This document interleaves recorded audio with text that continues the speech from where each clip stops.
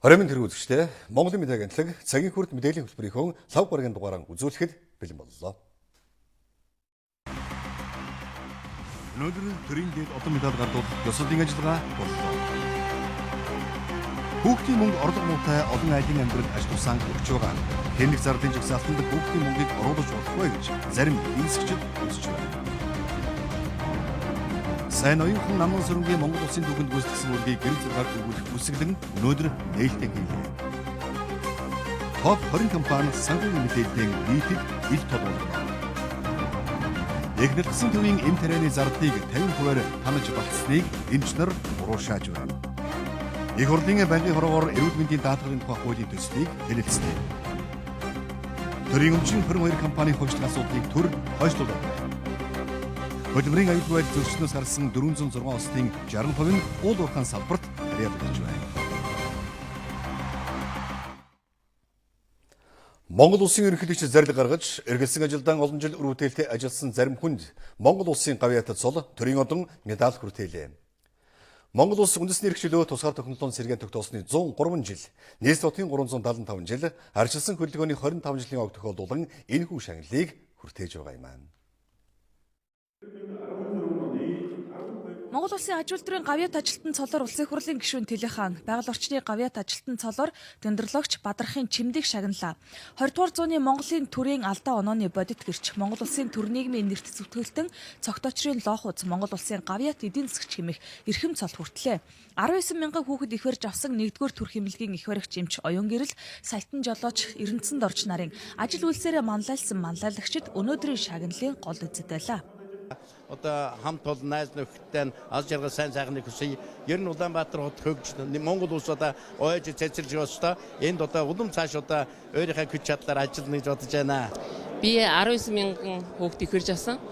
Одоо анх 1978 онд сургууль төгсөөд амьдралын гарааг одоо Монгол улсын ууган амарч газар амьдралын гарааг хэлсэн. Нодны яг энэ үеэр миний шав гавьяат ярьж авсан. Тэгээ батэрийн одоо нийт хэмжээ нэг 4 сая км жихуу явсан байдгийг. Nissan гэдэг автобусыг тэрнийг би 95 онд 12 жилийн дотор сая 100 км явуулж одоо түүх амжилтыг бас гаргаж ирсэн. Спорт, урлаг, сэтгүүл зүйн салбарын өнөөдөр ажил үйлсээ үнэлүүллээ. Жудо бүхийн үндэсний шигшээ багийн тамирчин Болдоотор олуулсан шатрыг мастер Мөнгөн Тул, чөлөөт бүхийн шигшээ багийн тамирчин Нямочор Цэрэнжимд нарын дэлхийд нэрээ гаргасан тамирчид гавьяат тамирчин цолоор шагнуулсан юм а. Монгол улсын соёлын гавьяат зүтгэлтэн цолоор Ахмад орчуулагч Алмаас, сэтгүүлч Бадамдоржийн Ган чимэг, чөлөөт уран бүтээлч Айлтгүйн Төмөр очир, зураач Пунцгийн Цэгмэд, хон хамтлагийн гишүүн Намсрын Инх баяр, Гамма агентлагийн зурагчин Сэрэтрийн Цацралт нарыг шагналаа. Би энэ салбарт араажууд Монцомед нийт 37 жил ажиллаа. Тэгээ өнөөдөр төрдөөн одоо хийсэн ажлаа үнэлүүлж төмнийхээ хүндлэлийг хүртэж байгаадаа хязгааргүй их баярлаж байна. Би бол одоо нэг 50 хэдэн ном бичсэн. Талаас илүү нэвлэгдсэн байгаа. Одоо ч би бичсээр суун. 80 оны төгсгөлөөс өдний хүртэл хугацаанд эмнэлэг эм тарэ таныг төхөөрөмжгүй хэцүү байсан 10 хэдэн жил дараа нь одоо хөл дээрээ босч ирж байгаа энэ үеийг туулж дараагийн үедээ хүлээлгэж өгөх энэ бүх бэрхшээлийг туулж ирснийг төлөөлүүлж шагнаж байгаа гэж ойлгосон. Бүтээн байгуулалт үйлдвэрлэл үйлчилгээний салбарын тэргүүлэх зүтгэлтнүүдийн төлөөлөл мянган шавь төрүүлсэн Эрдмийн Уурхайн эзэн багш нар, зохион бүтээгч, жолооч, яруу найрагч, хөгжимчин, инженер, малчин, соёл гэгэрлийн зүтгэлтнүүд гээд салбартаа манлайлал үзүүлж байгаа иргэдийнхээ зүтгэлийг Монголын төр инхүү үнэлж байна. Монгол улсад энэ одоо санхүү бүртгэлийн салбарт бид 40 гаруй жил 45-6 жил зүтгэж байна. Ингээд мэрэгжил нэгтээ нягтлан бодогч санхүүгийн ажилтнуудаа бас талархал илэрхийлье. Төр засаг маань одоо 10 компани ажиллах хамт олонны төлөөлөл болгон шагналаа гэж ойлгож байна. За энэ сайхан өдөр Монгол улсынхаа ерөнхийлөгчийн зарилгаар одоо төрийн том одон хөдөлмөрийн гавьяаны олонтыг одонгор шагналсандаа маш их баяртай байна. Бид агаарын тээврийг хөгжүүлэх тэр тусмаа одоо зорчигч үйлчлэгээтэй холбоотой электрон билет хэрэгжүүлэгч борлуулалт маркетинг үйл ажиллагаа тал дээр итгэжлэл гаргаж ажиллаж байна. Шудрах хөдөлмөрийн үнцгэнд ямагт сайн сайхан амжилт авчирдаг. Олон мянган иргэдийн амжилтаас улс орон өнгөлөн дэвждэг. Түүхэн тэмдэглэлт өдрөөр өөрийн амжилтаа үнэлүүлсэн хүмүүст Монголынхоо сайн сайхныг улам дүүргэж авахыг чин сэтгэлээсээ хүсэн өрөөе гэж Монгол Улсын ерөнхийлөгч Элбэг Дорж шагналд гардуулсныхаа дараа онцолсон юм.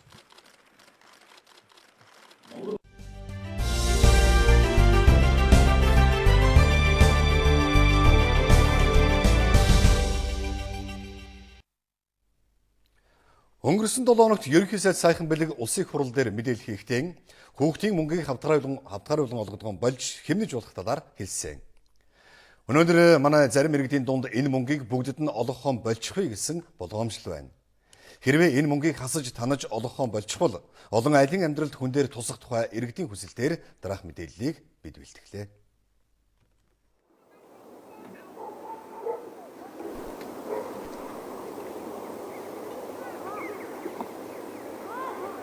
Иргэн Алтан гарагийн 5 хүүхэдтэй за 5 хүүхдийн 100 гаруй мянган төгрөгөөр бол сарынхаа хоол хүнсийг бэлтгэдэг. За энэ 100 мянган төгрөгөндөө бол 25 жилийн шуудаа гурил нэгийг за 5 жилийн юм гоймон ургамлын тос хүнсний ногоо за бас багахан хэмжээний мах багтдаг. За өөрөөр хэлэх юм бол хүүхдийн мөнгөөрөө бол хүүхдүүдийнхаа сарын идэх хоол хүнсийг авдаг гэсэн үг юм аа. Алтан гараг хараа болон сонсголын бэрхшээлтэй нөхөр нь барилгын ажил хийдэгч 5 хүүхдэд тижээхэд тэдний олж байгаа орлого хаанаач хүрдэггүй. Лангуун дээрх бараа бүтээгдэхүүний үн өдөр ирэх бүр өссөөр байгаа нь тэдний амьдралд ч хүн дээр тусаж зарим үед шаардлагатай хүнсэж авч чадахгүй өлмөн зэлмүүхэн амьдарч байна. Хэр таарсан ажиллаа хийхийн хажуугаар лааз хог хаягдал цуглуулад ч олсон орлого нь амьдралд нь хүрэлцдэггүй. Хүүхдийн мөнгө энэ айлын амьдралд том хөрөнгө оруулалт юм аа. Хүүхдийн мөнгөтэй ихэд хүүхдээ хувцлаад далайн хоолндны гамыг аваад зохицуулаад болж илээ. Хоор үнд хүүхдийн мөнгө байхгүй бол надад хүн бол хүүхдээ гутлаавч өгч чадахгүй ажилгүй юм чинь. Тийм л. Яг хоол үнд бол яах вэ болно. Хүүхдүүдээ хичээл сурах өмсөх хувц байхгүй бол хэцүү шүү дээ. Бидний очсон дараагийн айл мөн л 5 хүүхэдтэй. Долгорж авын нөхөр нь барилгын компанид ажилладаг. Өөрөө ажил хий гэхээр хорт хавдартай учраас боломжгүй. Нөхрийнхөө цалин сар бүр олгодог хүнсний талооноор л амьдралаа залгуулж байна. Харин хүүхдийн мөнгөө тэд ингэж зарцуулдаг. 10 жилийнхэн болохоор тэн юуныхаа бокс аванд канамананы мөнгөө тэгэл аваалчдаг. Тэгээ ном дэвтэр баал харандаагаас эхлүүлээд. Эцэгний адар суудсан дэ хүүхдийн мөнгөөр надаас зөндөө олон 10 айлууд байгаа шүү дээ. Энэ хүүхдийн мөнгөөр хоол унд хийж байгаа айл зөндөө байна шүү дээ. Хэрвээ энэ мөнгийг тэр чигээр нь хасаад бүх хүүхдэд олгохоо болчихвол за олон айлын хүүхдүүд сурч чадахгүй. Хэдийгээр боломжийн амьдралтай хүмүүст хүүхдийн мөнгө олгохгүй тухай ярьсан ч эдийн засагчид ч үүнийг зөв шийдэл гэж үзэхгүй байгаа юм аа. Өөрсдөө одоо утас машин унаа томилолт юу гэдгийг тийм ээ. Тэд нэрээсээ эхлээд бол юу яах хэрэгтэй? Хэмнэх хэрэгтэй. Юугаа хэмнэхээ мэдэхгүй байгаа бол одоо эдийн засагч нарт өгөөд бид нэр бас заагаад өгч болно шүү дээ. Үр ашиггүй ажилдаг. Энэ төрийн өмчит компаниудынхаа бүтцийг дахиж нэг сайн харж авч үзэх хэрэгтэй. Эргээгээд тэднийг хараад үзэхэд бол дотоод зохион байгуулалт муутагаас болоод маш их одоо ашиглагддаг талбай байдаг. Дотор нь тий одоо тэр талбайдаа тодорхой хэмжээгээр цахилгааны зардал тулаалт одоо халаалтын тэргэл иймэрхүү хэмжээний маш их хэмжээний урсгал зардал гаргадаг иймэрхүү том талбай объектууд бол маш ихээр байгаа.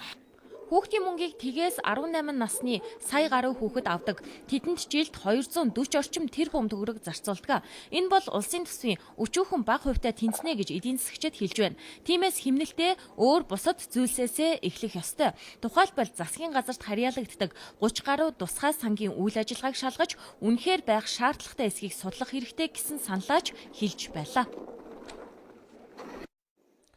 Одоо үзүүлэх мэдээ мөн л хүүхэдтэй холбоотой. Их хүүхдийн эрүүл мэндийн үндэсний төв өмнө нь цусны хавдартай хүүхдийн эмчилгээнд хэрэглэх зарим эм бэлтгэл, томоохон хагалгаанд шаардлагадах уургийн бэлтгэл зэргийг зайлшгүй тохиолдолд арга гэрээс нь авахулдаг байсан. Харин 2011 оны 10 дугаар сараас эхлэн хэвтэн эмчлүүлж байгаа хүүхэд эхчүүдийн арга гэрээс эм эмнэлгийн хэрэгсэл авахгүй байх шийдвэрийг мөрддөг болсон. Өөрөөр хэлбэл бүх эм бэлтгэлийг 100% тус төвөөс гаргаж эмчилдэг байсан юм а.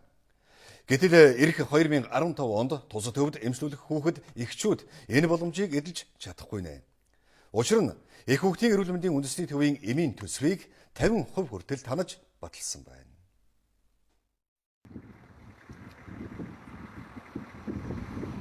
хүүхдийн эрүүл мэндийн үндэсний төв Монгол улсад байдаг 3 дахь шатлалын буюу хүндэрсэн өвчтөе их хүүхдүүдэд үйлчилгээ үзүүлдэг байгаа. Зөвхөн 2014 онд гэхэд тус эмнэлэгт 37,000 гаруй их хүүхэд хэвтэн эмчлүүлсэн байдаг. Энэ бүх зардал эмчилгээний зардлыг их хүүхдийн эрүүл мэндийн үндэсний төв эмийн төсвөөсөө гаргадаг байсан бол энэ онд эмийн төсвийг 50% танснаар эх онд хүүхдүүдэд зарцуулдаг үнэтэй эм тариаг хаанаас авах вэ гэдэг асуудал энд үүсэж байгаа юм а.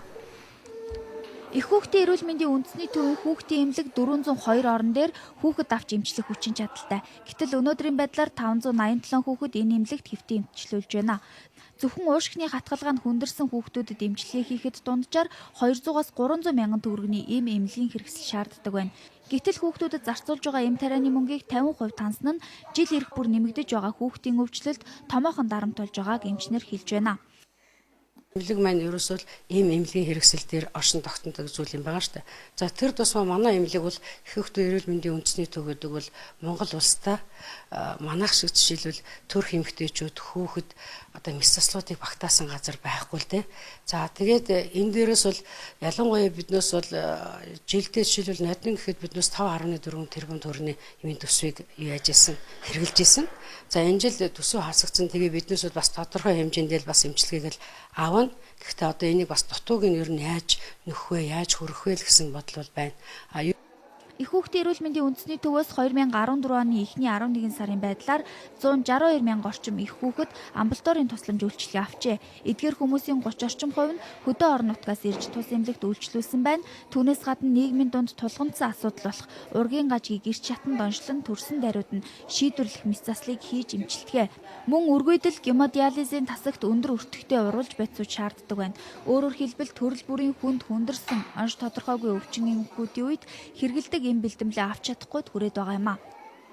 Энэ одоо мэдээж хэрэг энэ эмнэлгийн хэрэгсэл энэ чанартай эмнэлгийн хэрэгслээр хангах энэ тогтолцоо эвдэгдэх юм бол одоо үйлчлүүлэгч эмэгтэйчүүд хүүхдүүд эмнэлэгт удаан хугацаагаар эмчлэгдэнэ. Яг гэвэл тэр эм тариа маань чанаргүй болоод эхэлж шээ. Удаан хугацаанд эмнэлэгт байх тусам зөрсөн халдвар авах хэрэгсэл өндөр болдог.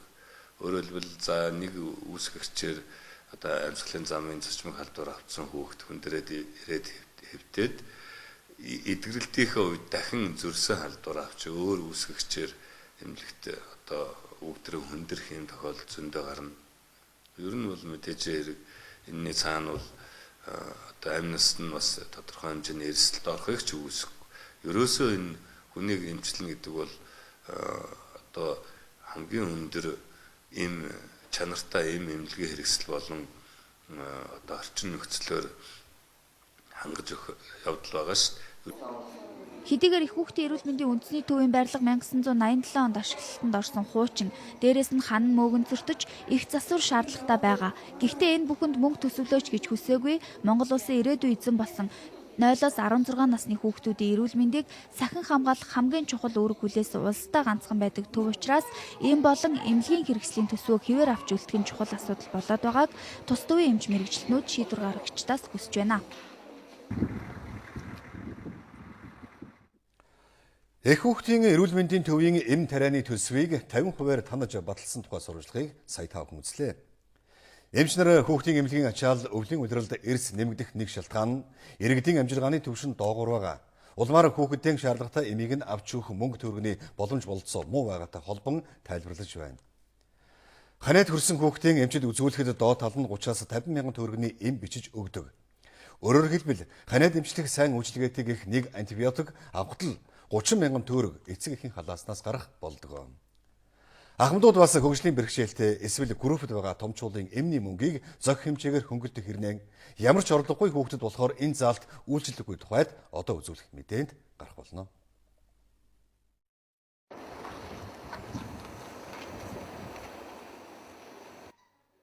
Сонгон хайрхан дүүргийн эмнэлэг ачааллаа дийлэхгүй хонголдоо өвчтөе хүүхдүүдэд хэвтүүлэн эмчилж байгаа. Бас Баянгол дүүргийн хүүхдийн эмнэлэг 35 ортой ханаад томооны дэгдэлт ихсэнтэй холбогдуулан 20 ор нэмж гаргасан байна. Ийм байдлаар орныхоо тоог 55-д хүргээд байгаа ч өнөөдрийн байдлаар тус эмнэлэгт 64 хүүхэд хэвтэн эмчилж байна. Хүүхдүүдээ гэрийн нөхцөлд эмчлэе гэхэд ийм тарианы үн хэтэрхий өндөр байгааг эцэг эхчүүд хэлж байна. Ийм л өндөр үнэтэй юм байдгийг манай Монголд тэгж байдаг юм уу? Манайх ийм өртөг өндөрт байдаг юм би гайхаад үзсэн шүү дээ. Үнэтэй юм тэрэг улсаас хөнгөлөх ч юм уу эсвэл одоо яа гэм байгаа ямар нэгэн тийм хөнгөлт үнийн тал дээр л ер нь бууруулах тал дээр яахгүй болоод үнэтэй юм тэрэг хэрэгжилж чадахгүйгээс олж хүүхдүүд их хүндэрдэг юм байна гэж ойлгож байна да. Одоо бид нар дээр ирж байгаа хүүхдүүд нөгөө вирусын гаралтай халдвар дээр чинь бид нар чинь биферон ч гэдэм үү одоо децканаферон мэран гэдэг вирус устгах нөгөө хүүхдийнхаа дархлаад эмчих юм хамгийн түрүү аавна гэж бид нар чинь ерөнхийдөө зааж штэ. Тэг чинь биферон гэдэг одоо гадвар авлаа гэтэл 10 шиг нь 30-40 мянган үнэтэй байх жишээтэй. Тэгэхээр чинь мэдээж тэр болгон дээр хүмүүс хурж тэр юм хэрэгжилж чадахгүй байгаа юмнуудаа чиглэгдэж байна. Өвдсөн хүүхэд бүрийн эмийг төр даагаад ямар нэгэн байдлаар хөнгөлөөд байна гэсэн үг шээ. Энд эцэг эхийн хариуцлагыг орхигдуулж бүхнийг улсад даатгадаг буруу ойлголтыг төлөвшүүлж болохгүй, гол нь тодорхой заалт гарган шаардлагатай эм тарианд хөнгөлөлт үзүүлж эхний 3 өдрийн эмчилгээг тасралтгүй хийх боломжийг эхний ээлжинд хангах нь чухал юм а. Эхний 3 өдрийн антибиотик эмчилгээгийн эрүүл мэндийн даатгалын сангаас ч юм уу төрөөс ч юм уу бодитор бол даах хэрэгтэй.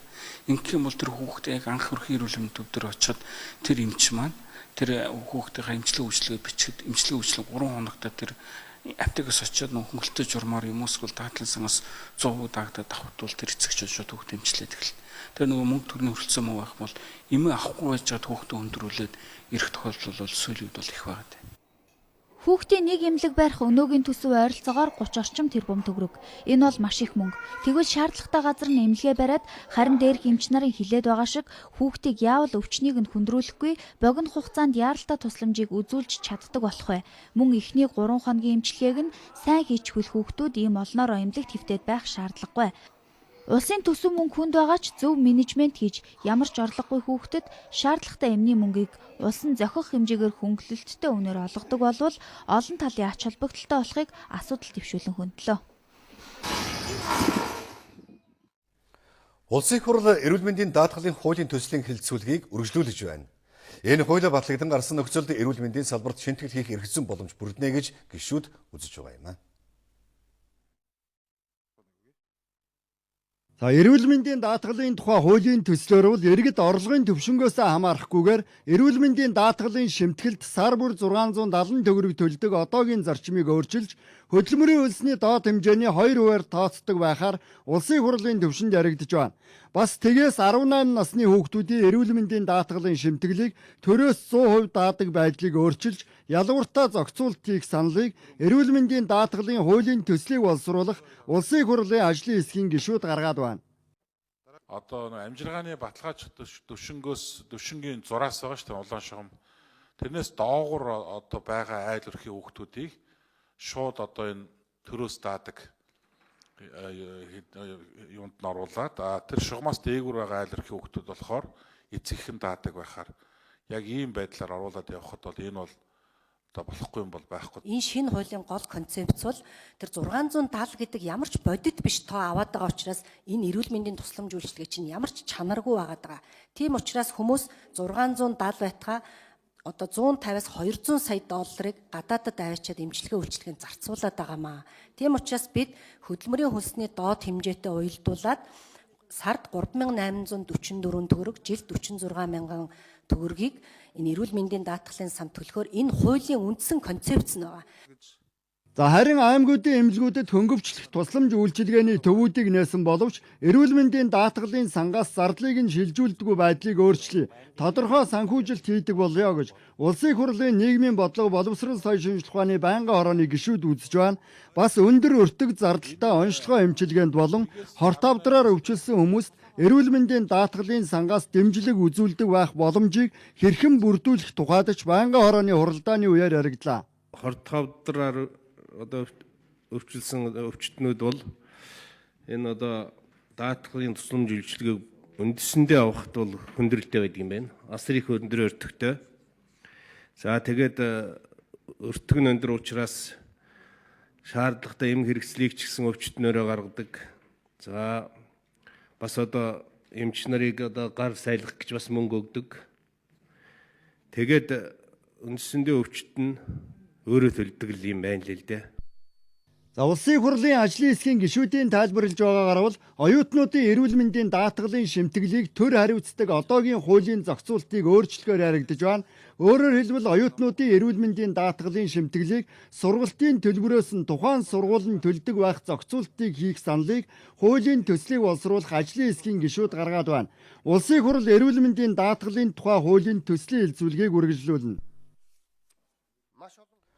Өнгөрсөн 6 сард эдийн засгийг идэвхжүүлэх 100 хоног хөтөлбөрийн хүрээнд төрийн өмчийн 22 компаниг ховшлох тухай тогтоолын төслийг засгийн газраас улсын хурлд өргөн бариад байсан. Төрийн өмчит томоохон компаниудын ховшлох асуудал ямар шатанда явааг бид төрийн өмчийн хорооноос тодруулсан юм аа. Оргил аршин сувлал кино урлагийн дээд сургууль хөтлийн цээмжийнхоо эрчим корпорац Эрдэнэт булганы цахилгаан түгээгсүүлжээ. Тариалан эрхлэлтийг дэмжих сан хөдөө аж ахуйн бирж, Монгол шуудан, МИАТ, Монголын цахилгаан холбоо, мэдээлэл холбооны сүлжээ, Багнуур, Шивава гэсэн нийт 22 төрийн эмчит компанийг ховшлох тухай тогтоолын төслийг өнгөрөгч 6 сард засгийн газар улсын хурлд өргөн бариад байсан. Тэгвэл шинээр бүрдсэн засгийн газар ховшлох ажлыг төр зогсоогоод байна. 2014-өөс 16 онд 22 компанийг ховчлох үндсэн чиглэлийг баталж их хурлд өргөн барьсан. За их хурлд хэлцэгдэж байх энэ явцад бол засгийн газрын бүтэц өөрчлөгдөж за шийдлийн засгийн газрын хувьд бол энэ өмч хөвчлийг нэлээд өргөн хүрээнд авч үзье. Нийгмийн хөвчлийг одоо нэлээд судалж өргөн хүрээнд авч үзэх нь зүйтэй гэдэг үндсэн дээрээс энэ одоо засгийн газраас оруулсан үндсэн чиглэлийг одоо татаж авсан байгаа засгийн газрын хуралдаанаар. Өнгөрсөн жил нээлттэй дуудлага худалдаа өмч хөвчлөлөөр 12 тэрбум төгрөг улсад төвлөрүүлжээ. Ер нь өмч хөвчлөл нь улсын төсөвт мөнгө төвлөрүүлэх нэг гарц гэж үзэж байгаа учраас ховшлол үргэлжлэнэ гэж үзэж байгаа юм байна. Мөн төрийн эмчийн компаниудад байгаа өхмөл хөрөнгийг худалдсанаар өнгөрсөн онд 1.80 төгрөгийн үр авлагыг барагдуулсан байна. Нийт төрийн эмчийн компаниудад 43 мянган хүн ажиллаж байна. 43 мянган. Тэгэхээр энэ улс орны нийгэм эдийн засаг ийм хүнд байгаа үед ч гэсэн бид бол одоо төрийн эмчит компаниуд одоо хувийн компаниуд одоо хүнд байна, хаалгаа барьж байна гэдэг асуудал яригдж байгаа. Тэгвэл төрийн эмчит компаниуд бол хизээч ийм асуудал гарсангүй. Ямар ч одоо цомтгол гэдэг юм уу тийм асуудал гарсангүй. За цалин хөлсийн хувьд бол харин одоо компаниуд бол 10 хүн 15%-аар нэмэгдүүлсэн ийм одоо асуудлууд байгаа. Төрийн эмчийн 88 компани эдгээр компаниудын алдагдал өнгөрсөн онд 15%-аар буурсан бол за энэ онд 34%-аар буурах төлөвлөгөө байгааг мэдээллээ. Ирэх жилийн төсөвт төрийн эмчийн хороо 150 орчим тэрбум төгрөг төвлөрүүлэх үүрэгтэй байна.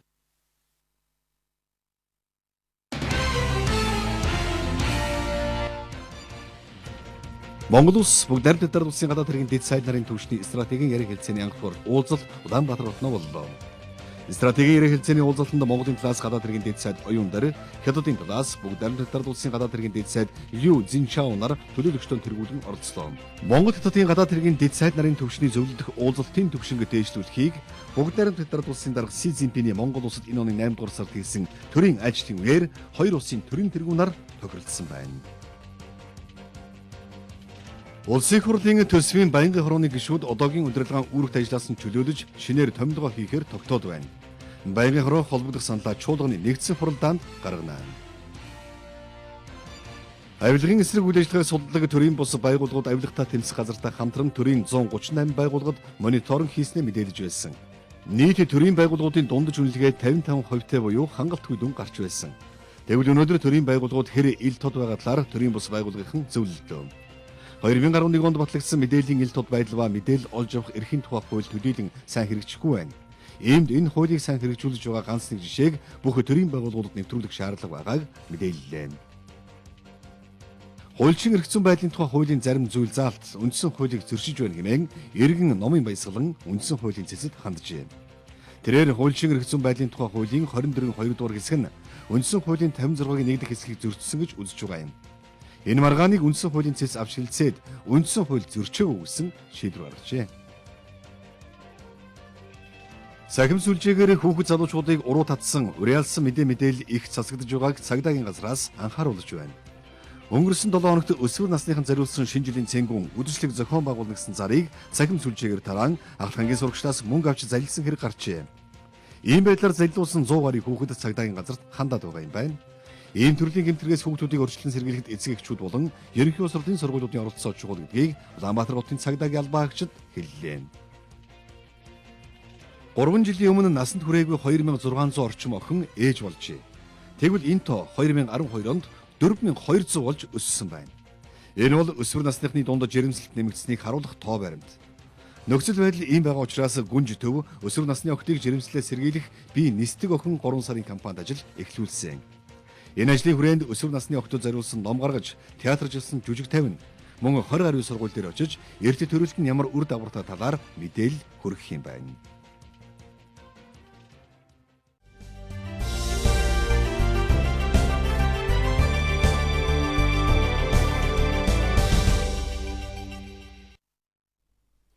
Манай хөтөлбөртэй хамт байгаа танд баярлалаа. Уул уурхайн салбарыг бид эдийн засаг экспортын гол хөдөлгүүр гэдэг өнцгөөс нь түлхүү харж, харин тус салбарт ажиллагчдын хөдөлмөрийн аюулгүй байдал, нийгмийн тулгамдсан асуудлуудыг орхигдуулж ирсэн гэдгийг өнөөдөр зохион байгуулагдсан уул уурхайн зөвлөгөөн эргэн санууллаа. Монголын ургачдын өдрийг угтан зохион байгуулагдсан энэхүү зөвлөгөөнд оролцогчид салбартаа хэрхэн өндөр бүтээмжтэй өрсөлдөх чадвартай боловсон хүчнийг докторт сууршилтаа ажиллуулах вэ? Үүний тулд дээр дурдгсан асуудлуудыг хэрхэн шийдэх вэ гэдэг талаар хэлэлцсэн байна. 2014 оны хувьд уул уурхайн салбарынхан төрөөс эрдэс баялагын салбарт баримтлах бодлоготой болж, голлох хууль эрх зүйн баримтчүүддээ өөрчлөлт оруулж, заримыг нь шинжилэн батлуулснаар эрдэс баялагын салбарт ойлгомжтой, урт хугацаанд тогтвортой, хөрөнгө оруулалтын хувьд өрсөлдөх чадвартай, ил тод хариуцлагатай уул уурхай хөгжүүлэх хууль эрх зүйн орчин бүрдүүлж чадсныг зөвлөгөөнийг нээж уул уурхайсаа жигдсэн онцлсон. Харин энэ удаад уурхайчдын аюулгүй эрүүл орчинд хөдөлмөрлөх, аяд тухтай амьдрах нөхцөлийг хангах, нийгмийн асуудлыг шийдэх асуудлыг хөрөнгө оруулагчид болон ажил олгогчид нэн тэргуунд анхаарах ёстой гэж салбарын яам нь үзэж байгаа юм. Тааштай энэ Монгол улсад бол энэ чиглэлээр бол хууль дүрм тогтоомжийг бол боловсронгуй болгоно. Олон улсын гэрээний конвенцэд бол нэгднэ. Олон улсын гэрээний конвенцэд нэгдснээр засгийн газар ажил олгогч нар маань бол одоо хөдөлмөрлөгчдийнхээ өмнө бол үүрэг хүлээж ажиллах юм байна. 2013 онд улсын хэмжээнд хөдөлмөрийн аюулгүй байдал зөрчсөн осол эндэгдэл 406 гарч байсны 60 нь уул уурхайн салбарт, 2014 оны хувьд 330 ослоос мөн л 60 нь уул уурхайн салбарт харьяалагдж байна. Осол эндэгдлийн тоо өөрчлөгдөөгүй хэмжээ ноцтой байдлын хувьд нэмэгдсэн гэж хөдөлмөрийн яамнаас мэдэгдлээ. Иймээс хөдөлмөрийн яамнаас гадна салбарын яамныхан дэргэд уг асуудал эрхэлсэн нэгж байгаа бол осол эндэгдлийн тоо буурах, хяналтад авах бүрэн боломжтой гэж үзэж байгаа юм байна. Одоо барилга, уул уурхай, зам тээвэр, эрчим хүч гэд. Энэ яамдууд дээр бол одоо салбарын төвшний хөдөлмөрийн аюулгүй байдал, эрүүл ахуйн одоо салбарын төвшний бодлого зохицуултыг өнөөдөр шинжлэх, өөрчлөх, мөрдөх, нэгдсэн бодлоготой болох ийм шаардлага өнөөдөр манай улсад бүр зайлшгүй байгаад байгаа юм. Уул уурхайн салбарт хамгийн өндөр бүтээмжтэй ажиллах хүчний дундаж наслалт нь 25-аас 35 үеийн салбарын яамныхаа онцолж байна. Залуучуудын нийгмийн асуудлыг шийдэх нь хөдөлмөрийн бүтээмж нэмэгдэх, улмаар хөрөнгө оруулалтын үр өгөөж нэмэгдэж, тухайн компани урт хугацаанд тогтвортой үйл ажиллагаа явуулах үндсэн нөхцөл бүрдэх учиртай юм. Иймээс салбарын яам эх жилийн хөдөлмөрийн аюулгүй байдлыг хангах жил болгон уг асуудалд гол анхаарлаа хандуулж ажиллахаар болж байгаа юм. Бизнесийн амин чухал хөдөлгүүр болсон хөрөнгө оруулалт санхүүжилтийг татахад аливаа компани засаглалын үзүүлэлтүүд шууд хамааралтай. Ялангуяа олон нийтээс хөрөнгө төвлөрүүлсэн хувьцаат компаниудын засаглал хамгийн ил тод тунгалаг байх ёстой ч ялангуяа компани санхүүгийн болон хувьцааны талаарх мэдээллүүд ил тод биш явж ирсэн. Тэгвэл компани засаглалын кодекс компани засаглалын зарчмуудыг үйл ажиллагаанд тусгах амлан хөрөнгөний зах зээл тэргүүлэгч топ 20 компани төлөөлөл өнөөдөр Монголын хөрөнгөний бирж болон компани засаглалын үндэсний зөвлөлтөд хамтарсан тунхаг бичигт гарын үсэг сурлаа.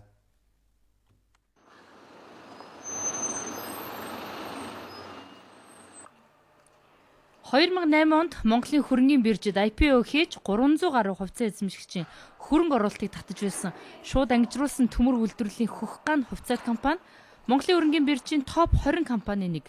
Хэдхэн өдрийн өмнө Хөхган компани гол хувьцаа эзэмшигч Бэрэн групп ган хайлуулах үйлдвэрээ нээснээр өмнө нь зөвхөн дархны төмөрлөгөн үйлдвэрийн эрэлтээс хараад байсан Хөхган компани борлуулалтч ашиг орлого нэмэгдэх боломжтой болжээ. Гэвч хувьцаат компани талаар энэ сайн мэдээ хувьцааных нь үнийг дөрвтэй өсгсөнгөө оны ихэнтэй харьцуулахад харин ч үнэ нь бага зэрэг уналттай байна. За ерөнхийдөө энэ жилийн хувьд бол нэлийн хэлбэлцэлтэй байна. Гэхдээ ер нь яг ер нь бол 120 орчим төгрөгтэй дундчаар тийм байна. Яг оны эхнийг бол бага хэмжээгээр унаад унсан ч гэсэн одоо сүүлийн үед бол гайгүй өсөж ирж байна л да. Хөрөнгөний зах зээлийн зарчмаар саар мэдээ хувьцааны үн унах, сайн мэдээ өсөх шалтгаан болдогч манад уг зарчим үйлчлэхгүй байгааг хөх ган компаниар жишээ татлаа. Нэг талаас хувьцаа эзэмшигчдийн мэдээлэл таарав гэж ойлгогдож байгаа ч хамгийн нийтлэг шалтгаан нь компаниудын засаглалын асуудалтай шууд холбоотой гэж мэргэжлийнхэн үздэг юм а.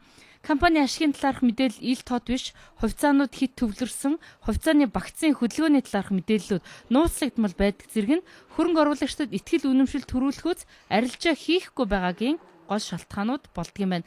Ийм учраас өнөөдөр Монголын хөрөнгөний бирж компани засаглалын үндэсний зөвлөлөөс топ 20 компани төлөөлөл удирдах зөвлөлийн дарга нартай байгуулсан тунхаг бичиг нь хөрөнгөний зах зээлд мэдээллийн ил тод байдлыг авчрахад чухал ач холбогдолтой гэж үзэж болох юм а. Ялангуяа хувьцаа эзэмшигчийн мэдэх ёстой их хэмжээний нээлтсэл нийт компани актив 25%-аас дээш хувийг арилжаа борлуулалт зээл юу гэдгийг хийсэн болвол за дээрээс нь сонирхлын зэжтэй хэлцэл хинэгний хамаатан садан найз нөхдийн компани магсан болвол тэр бүгдийг тайлгнах ёстой. Энэ тайланд бол тийм ерөөс огт байхгүй байгаа. Тэр хэвжил маань хангахгүй байгаа. Нөгөөдөөс компани тууз ч гэсэн өөрсдөө тууз дээрээ ч гэсэн их хэмжээний болон сонирхлын зэжтэй хэлцлийн асуудлаар тууз хурдах асуудал маш ховор байгаад байна. Энийг л тод болгох хэрэгтэй. За энэ компани засаглалын одоо гол ерөөсөл цөм нь юу гэхээр ил тод байдал, хариуцлагатай байдал. За тэгээд дээр нь хувьцаа эзэмшигчдийн одоо эрх ашиг хамгаалах байдал. За яг энэ нь бол манай өнөөдрийн хөрөнгөний зах зээл дээр хувьцаат компанийн хувьд хамгийн дутагдж байгаа зүйл нь болчиход байгаа. Нэг үгээр хэлэхэд. Тийм учраас ингээд санхүүгийн зохицуулахаараа болон хөрөнгөний биржийн зүгээс одоо хамтраад энэхүү одоо Монголын хөрөнгөний биржид бүртгэлтэй за эхний ээлжинд топ 20 компаниар эхэлж байгаа. Ер нь цаашдаа бол нийт одоо 240 компанийн хувьд энэ асуудал тавигдана.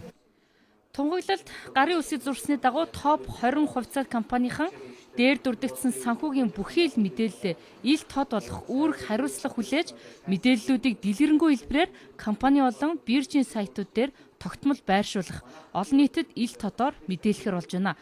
Зөвхөн топ 20 компани гэлтгөө бусад 200 орчим хувьцаат компанич тэдний жишгээр ийм тунхаглалд нэгдэж байж хөрөнгөний зах зээлд мэдээллийн чөлөө дурсгалыг бий болж хөрөнгө оруулагчдын итгэлийг татах юм а.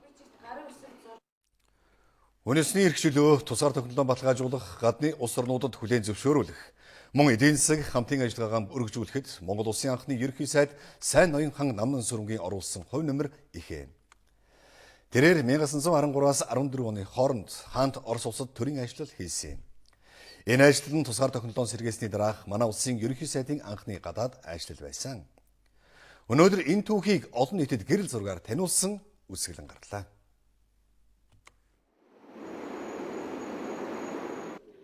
Монгол Улсын анхны ерөнхий сайд Сайн Ноёнхан Намнан сүрэн Орос улсад 2 сар гаруй хугацаанд айлчлахдаа бие даасан улсын ёсоор харилцаж, төр эдийн засгийн харилцаагаа өргөжүүлж, Орос улсаар дамжуулан өрөнд орны орнуудтай холбогдохыг чухалчилсан байдаг.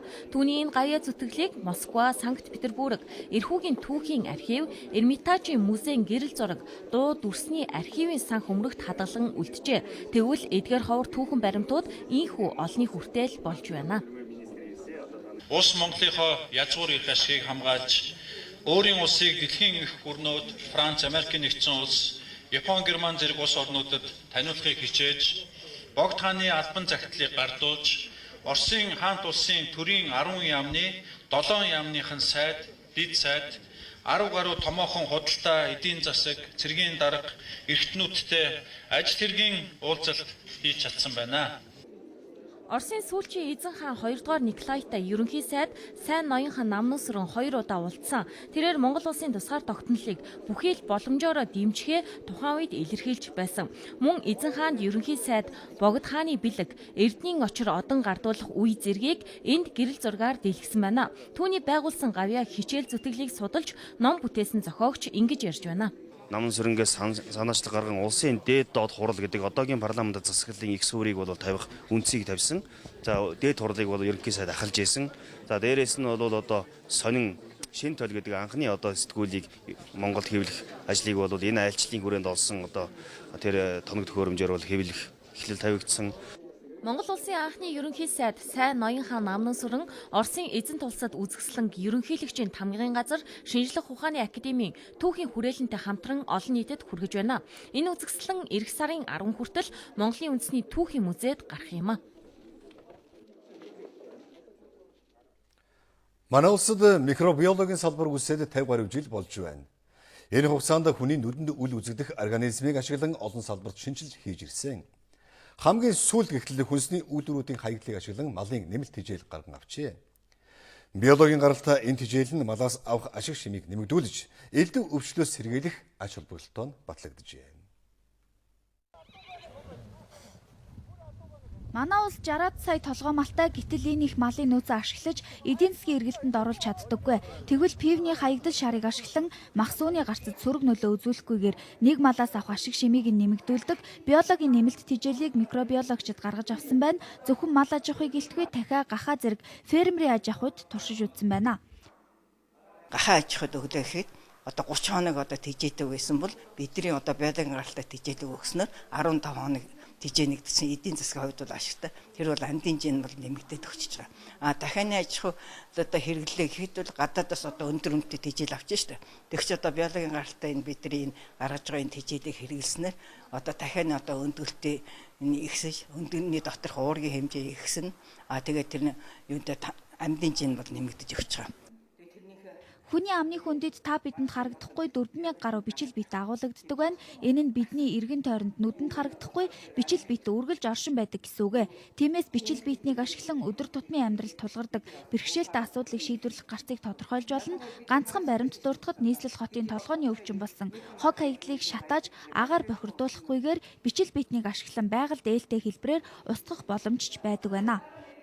Усны бохирдол, туул холын бохирдол гэж маш их яригдж байна. Тэрэн дотор хром асар их хор нөлөөтэй гэж үзэж байгаа. Тийм учраас бид нэр хромыг задлах, хоригжуулах тийм бичил битний судалгаа хийгээд тэгээд нэрийн идэвхтэй өсгөврийг сонгоод байна. Хүн бол бичил битэн болон эсээс бүтсэн хам бодгал гэж микробиологийн салбарын тодорхойлдог. Өөрөөр хэлбэл хүний биед орших эсээс 10 дахин их бичил битэн бидний дотор агуулгадж байдаг. Тиймээс биологийн идэвхтэй биетийг судлаж өдөр тутмын амьдралд ашигтай байдлаар хэрэглэж эрүүл мэндийн салбарт ч өргөн ашигладаг байна. Тиймээс манай улс энэ төрлийн судалгаа шинжилгээний ажлыг гүнзгийрүүлж зарим бэлэн болсон санал санаачлагыг үйлдвэрлэлд нэвтрүүлэх зайлшгүй шаардлага үүсэж байгааг судлаачид хэлж байна. Монгол Улсын ерөнхийлөгчийн санаачилсан шилэн дансны тухай хуулийг 2015 оны 1-р сарын 1-ээс дагаж мөрдөнө. Энэхүү хуулийг төсвийн болон төрийн өмчийн оролцоотой бүх байгууллагууд дагаж мөрдөх үүрэгтэй. Хуулийн талаарх дэлгэрэнгүй мэдээллийг Legal Info цэгийн Президент цэгийн Mavcig.gov цэгийн вебсайтаас авах боломжтой. Иргэн та хяналт тавина. Үзэгчтэй бүхэн манай хөтөлбөрийн дараагийн хэсэг болох дэлхийн мэдээ хүлээн авна уу? Шинзо Абе тэргүүтээ Японы засгийн газар өнөө өглөө бүрэн бүрэлдэхүүнээрээ огцроод байна. Тус улсад саяхан болсон хууль тогтоох байгууллагын доод танхимын ээлжид бус сонгуулийн дараа парламентаас ерөнхий сайдыг сонгох үйл явцын дагуу ийм шийдвэрийг гаргасан байна.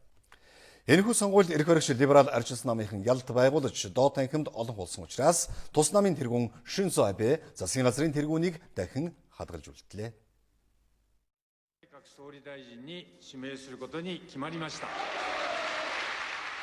За өдөөс хойш Японы парламентын доод танхимд болсон санал хураалтын дүнд Шинзо Абег шинэ танхимын тэргүүнээр сонгосон юм.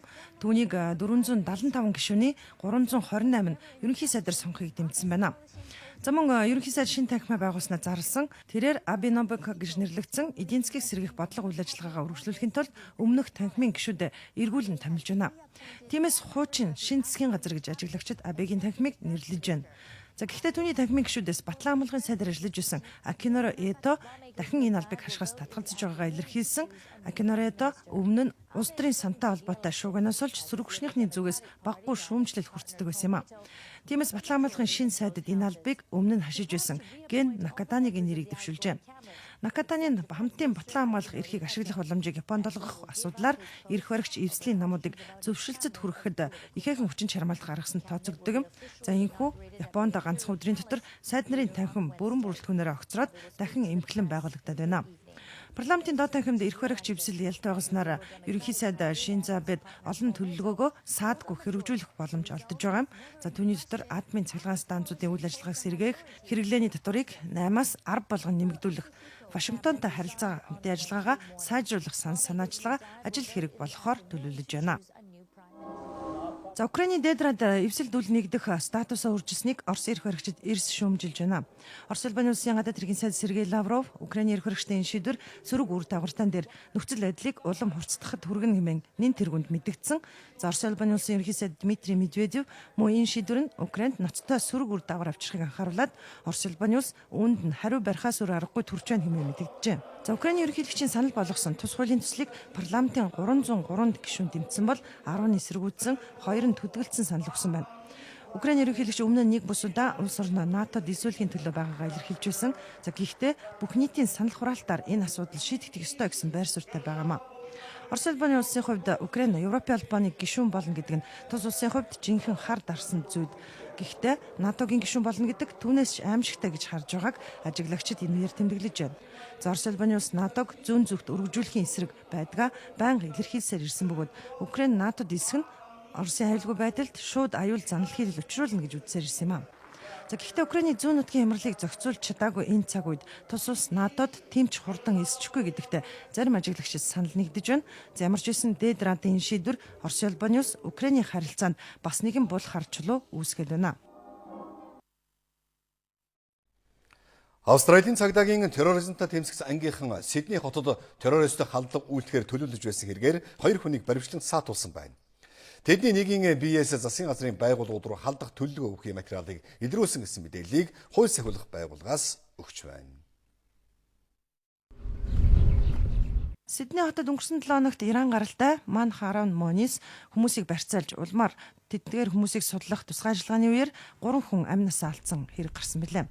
Энэ хэрэг гарсны дараагаас тус улсад террорист аюулын түвшин нэмэгдээд байгааг Австралийн ерөнхий сайд Тони Эббот мэдээлсэн юм. Тэрээр аюулгүй байдлын бүх байгууллагынхантай шуурхай уулзалт хийх үеэр энэ тухай мэдээлж хүчний байгууллагын төдийгүй олон нийтэд хандаж сонор сэрэмжээ дээшлүүлэхийг уриалсан юм а. За мөн тэрээр аюулгүй байдлын болоод тусгай албад террорист халдлагаас урьдчилан сэргийлэх боломжтой бүх арга хэмжээг авч байгааг мэдээлсэн байна. Баярын өдрүүдэд олон нийтийн газруудад аюулгүй байдлыг өндөржүүлэхээр шийдвэрлсэн бас нэгэн улс нь Франц болоод байна. Ийм шийдвэр гаргаснаа тус улсын ерөнхий сайд Мануэль Вальс мэдгдсэн бөгөөд цагдаагийн хамгаалтаас гадна тус улсын томоохон худалдааны төвүүдэд 300 гаруй цэргийн албан хаагчийг нэмэлт хүч болгон харуул хамгаалтанд гаргахаар усныг мэдээлсэн юм а. Энэ арга хэмжээ нь Нанта, Дижон болоод Түр хотуудад 20 гаруй хүн хохирсон халдлага гарсантай холбоотой юм байна. Өнгөрсөн даваа гарагтал гэхэд Нанта хотод фургон машинаараа гудамжны зах дээр байсан хүмүүсийг дайрч дараа нь өөрийгөө утгалж амиа хорлох гэсэн хэрэг гарсан юм. За өчигдөр Францын ерөнхийлөгч Франсуа Олланд сайдрын танхимын шуурхай уралдаан хэлгэсэн бөгөөд энэ үеэрээ иргэд олон нийтэд хандаж өмч сандрахгүй байхыг уриалсан юм. За Францын эрх баригчид ард олонд сүүлийн өдрүүдэд гарсан халдлагууд өөр хоорондоо адил төсөөтэй зүйл байгаач холбоогүй гэдгийг тайлбарлахыг чармааж байна. Их Британи төвтэй Сирт хүний эрхийг хамгаалагч байгууллагаас мэдээлж байгаагаар тус улсад Америкийн нэгдсэн улс тэргүүтэй эвслийнхний агаарын цэргийн ажиллагаа эхснээс хойш 3 сарын хугацаанд лалын ус бүлэглэлийн 1000 гаруй дайчин алдагдсан байна. Эвслийн агаарын цэргийн ажиллагааг Ирак дахь лалын ус бүлэглэлийн эсрэг анх эхлүүлсэн боловч өнгөрсөн 9 дугаар сараас Сирийн нутаг дахь хэт аврагчдын байрлалуудад агаарын цохилтуудыг өгч эхэлсэн юм. Гэхдээ агаарын цохилт өгөх ажиллагаа хязгаарлагдмал үр дүнтэй байгаа нь лалын хэт аврагчид энгийн иргэдийн донд орж нуугдах болсонтой холбоотойг сануулсан байна. За тиймээс Америкийн нэгдсэн улсын тэргүүсийн энэ ажиллагаа удаан хугацаагаар үргэлжлэх магадлал өндөртэйг сануулсан байна. За мөн хүний эрхийг хамгаалагчид лалын ус бүлэглэлийн дайчид Сирийн хойд нутгийн Ракка хотоос зүхтах орлого хийсэн гадны 100 гаруй хүсний дайчин цаазлан хороосон гэж мэдээлж байна. За энэ хот нь лалын улсынхны гол үүр урхаа бөгөөд хэт аврагчдын талд тулдаж исэн дайчдыг инхүү хороосон нь тэдний хүч төдийгүй үзэл баримтланч суларч байгаагийн илэрхийлэл гэж мэргэжилтнүүд үзэж байна. Хонконгийн шүүх хятадын засаг заргааны онцгой энэ бүсийн түүхэнд хамгийн ихээр шууган дарсан авилгын хэргийг шийдвэрлсэн байна.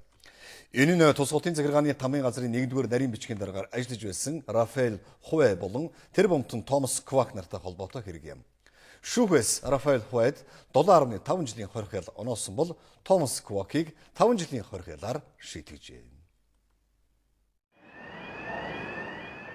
За өдгөө 66 настай Хуэг шүүхээс төрийн өндөр алба хашиж байхдаа шудраг бус үйл ажиллагаа явуулсан. Авилга авсан зэрэг 5 зүйл ангиар буруутгасан байна. Харин Квокийг төрийн байгууллагад ажиллаж байхдаа хууль зөрчсөн хэрэгээр буруутгажээ. Тэднээс гадна Квокийн дүү Раймонд болоод өөр 2 хүнийг энэ хэрэгүүдтэй холбоотойгоор хариуцлага татаад байсан юм. За гэхдээ Раймондыг шүүхээс цагаатгсан бол нөгөө хоёрт нь авилгын хэрэгээр 5-6 жилийн ял оноожээ. За мөн шүүх хувьд авсан авилгын хэмжээгээр нь буюу 11.2 сая Хонконг долларын торгуул оноосон байна. Харин Хонконгтой томоохон тооцогддог Sanhu Kai Properties компани эзэн Kwok 500 мянган Хонконг долларын торгуул хүлээлгэсэн байна.